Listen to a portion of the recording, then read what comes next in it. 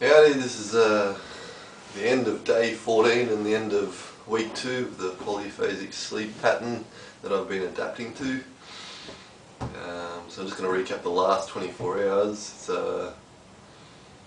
After the last video I went for the 8 AM nap and overslept for about a little over 4 hours.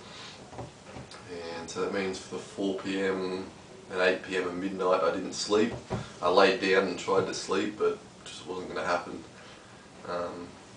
And at 4 AM I went out pretty quick, and I tried something that I was thinking of doing at the start when I first started this adaptation, which was in the period from midnight to 8 AM to perhaps throw in another 20-minute nap, because that's what Steve Pavlina did either a few times or once in the first week.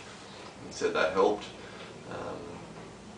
I haven't done it until now because I think mentally I've been trying to be really determined to just stick to the schedule and just take scheduled naps when I was supposed to, even if I was really just knocked out and tired, which I think most people try and do, which ended up just leading me to oversleep eventually, which I've done fairly often.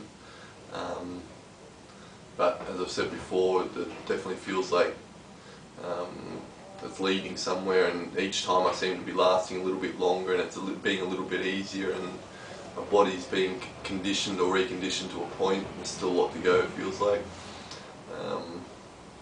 So this morning, after my 4 AM nap, because I was really tired, I thought, right, I'm going to try this extra 20-minute nap, so I did it at 6 AM, and I went out, not really quickly, I wasn't like overly tired, but I could feel if I didn't, then by the time 7:30 hit, I'd be really waiting for the 8 AM nap, and possibly that would lead to an oversleep.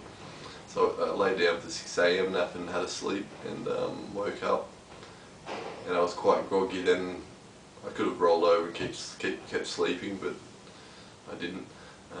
And I went out for a walk for about an hour and a half, came back here about 20 to 8, and sort of settled down and organised a few things, and then laid down for my 8 AM nap. And for the first time since I started this thing, I didn't sleep for the 8 AM nap, obviously because I had the 6 AM nap, but I laid down and had the rest, and now I'm feeling my eyes, I can feel my eyelids are sort of not half closed, but fairly closed. There's a mirror there, that's what I was looking at. So at this stage, that's the end of 2 weeks of the adaptation. There's been a few ups and quite a lot of downs. It's part of the process, I think. And someone else said something that I heard, which was, I feel like connected with you, saying that some people at this stage think that they should just have a big sleep and reset.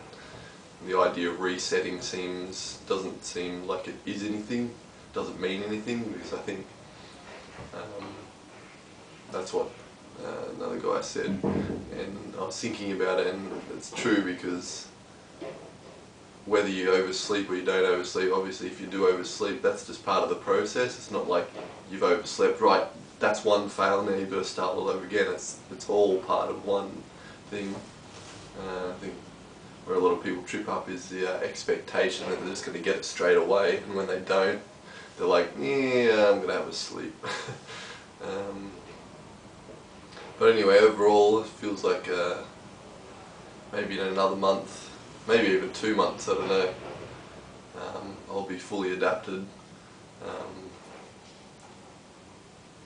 And just I'm just going to keep persisting. It's not like, I mean, it's difficult, you've got to keep going, like getting up sometimes when you don't want to, but the persistence is something that's just, I just want to do it, and I'm going to do it. And I've got a lot more time on my hands now, but it's not like sometimes I do sort of just sit around or stand or walk or whatever.